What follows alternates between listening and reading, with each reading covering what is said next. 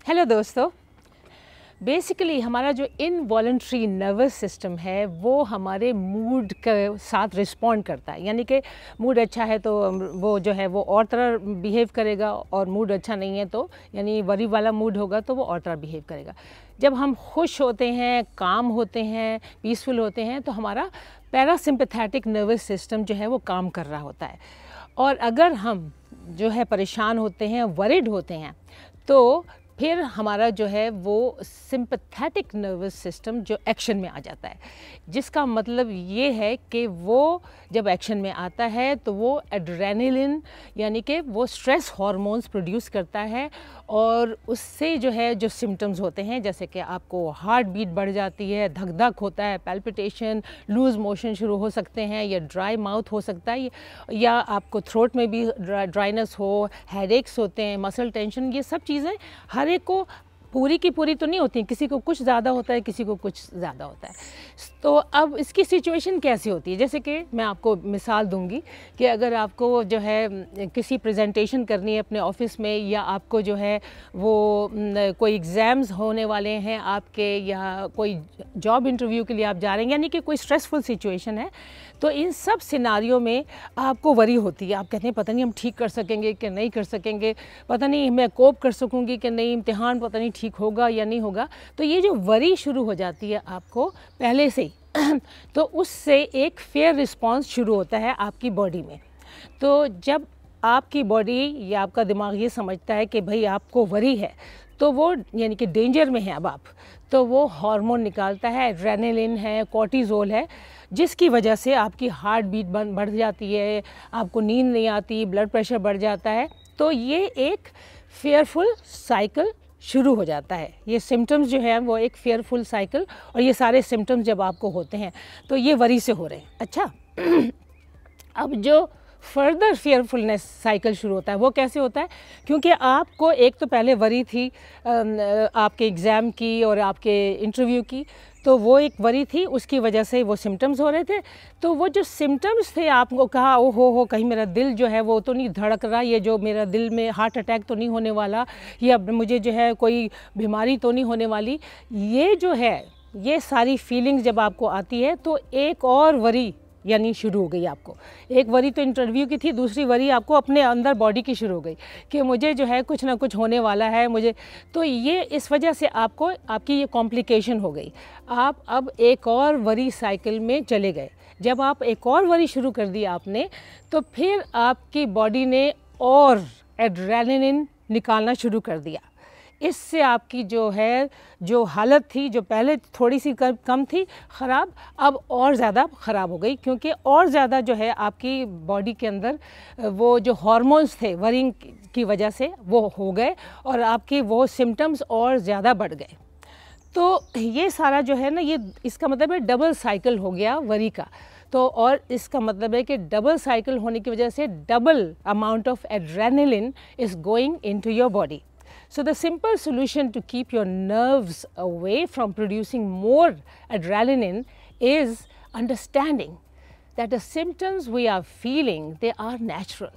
पहले वाले जो हो रहे थे वो नेचुरल थे। जब हमारी वरी ख़त्म हो जाएगी तो फिर ये सिचुएशन जब ख़त्म हो जाएगी, स्ट्रेसफुल यानी कि इम्तिहान ख़त्म हो जाएंगे, तो ये पैल्पिटेशन भी ख़त्म हो जाएगी, सर दर्द भी ख़त्म हो जाएगा। तो ये वरी जो है, उस वक़्त की वरी को अगर आप थोड़ा सा कंट्रोल कर लेते तो अगला जो है ना वो एक साइकिल शुरू नहीं होता। तो यहाँ ये बात समझने की ज़रूरत होती है। अब हम कैसे रिड्यूस कर सकते हैं एड्रेनलिन की जो अमाउंट है, और ये जो हार्ट बीट और ये सब कुछ धक धक हो रहा है, वो आप इस अंडरस्टैंडिंग से ख़त्म कर सकते हैं या कम कर सकते हैं। तो जब आप ये सेंसेशंस आपको हो रही हों एंग्जाइटी के और ये वरी के, और उससे ये सारे जो सिम्टम्स हो रहे हों, तो आपको ये 4 पॉइंट्स दिमाग में रखने हैं। पहली बात, फेस द सिचुएशन। आप ये समझ लीजिए जी हाँ, सिचुएशन को मुझे फेस करना है, ये मुझे जो है इससे धक धक होगा, सब कुछ होगा है। और ये एक्सेप्टेंस, ये आपकी ये है कि अगर आप उस फीलिंग से फाइट नहीं करते यानी कि आप कहें कि ओहो ये क्यों हो रहा है, मैं इसको क्या करूं, मैं क्या करूं, ये प्रॉब्लम हो रही है, पैल्पिटेशन हो रही है, इसको मैं कैसे वो करूं, ख़त्म करूं, उससे आप भागने की बेसिकली कोशिश कर रहे हैं, आप उससे फाइट करने की कोशिश कर रहे हैं। इससे आपकी टेंशन और बढ़ रही है और आपकी बॉडी में और एड्रेनलिन पैदा हो रहा है। तो आप उसको अगर एक्सेप्ट कर लें सिचुएशन को, तो थोड़ा सा आपकी एड्रेनलिन भी आहिस्ता आहिस्ता कम होने लग जाएगी है। अब तीसरा है फ्लोट इन द सिचुएशन, यानी कि आप वरी करते, आपको पता है कि ये एड्रेनलिन हो रहा है बिकॉज मेरी ये सिचुएशन है, लेकिन उसमें आप अपने जो नॉर्मल काम हैं, आप पढ़ रहे हैं तो वो पढ़ते रहिए, चाहे धक धक हो रहा है, चाहे आपके सर में दर्द हो रहा है, you just carry on with your normal things. और उसको आप जैसे कि आप you just let yourself go, यानी floating, you are basically going with the flow. हो रहा है तो होने दो, ये सब धक धक है, मुझे मालूम है कि मुझे हार्ट अटैक नहीं होना क्योंकि मेरी हार्ट बिल्कुल ठीक है, मैंने डॉक्टर से चेकअप करवाया हुआ है, मुझे कुछ नहीं हो रहा, कुछ है कैंसर वैंसर नहीं है, कोई मेरे सर में जो दर्द हो रहा है वो ट्यूमर नहीं है। It's just happening because adrenaline is really working a lot in my body और ये सेंसेशन वो पैदा कर रहा है।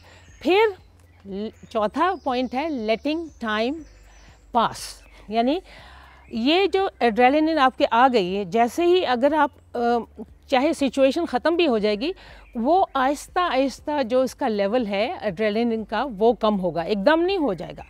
आपकी वो सिचुएशन ख़त्म भी हो गई हो फिर भी वो इतनी आसानी से कम नहीं होगा क्योंकि वो आहिस्ता आहिस्ता आपकी बॉडी में से ख़त्म होगा। जब आपका फेयर ख़त्म हो जाएगा, आहिस्ता आहिस्ता आप आराम से हो जाएंगे, तो ये विशियस साइकिल जो है वो आहिस्ता आहिस्ता ख़त्म हो जाएगा। तो ये 4 पॉइंट्स आपको याद रखने की ज़रूरत है। अब अगर ये जो मैंने 4 पॉइंट्स बताए हैं और आपको कैसे अपने नर्वस सिस्टम को ठीक रखना है, उसके लिए एक बहुत ही अच्छी किताब है। जब भी मुझे कोई नर्वस प्रॉब्लम होती थी या कुछ होता था, या मतलब वो बड़ा हाई स्ट्रेसफुल जॉब था टीवी के अंदर, तो मुझे बहुत कई दफ़ा सिचुएशन ऐसी आती थी जो काफ़ी चैलेंजिंग होती थी। तो ये एक किताब है जो मैं आपको दिखाना चाहूँगी। ये किताब है और ये है self help for your nerves. ये बहुत ही इट्स एन अमेजिंग बुक। ये है 8 लैंग्वेजेस में इसकी ट्रांसलेशन भी हुई है। ये है एक राइटर थी जिनका नाम है क्लेयर वीक्स, और ये इंटरनेशनल बेस्ट सेलर था। जिनको कोई भी नर्व्स की प्रॉब्लम होती थी, बहुत से लोग जो है वो इससे ठीक हो जाते थे। और ये अगर आप किताब जो है वो आप पढ़ें, अगर आपको मिल सकती है तो ये ज़रूर आप लें। ये this is going to be such a helpful book for you. अगर आपको ये वरी की, एंग्जाइटी की प्रॉब्लम होती है और सारे जो ये सेंसेशंस होते हैं जो मैं आपसे बात कर रही थी, तो ये आपको बहुत ही फ़ायदा करेंगे। तो next time topic is the same, but I will share the tips what to eat to beat anxiety. So keep watching.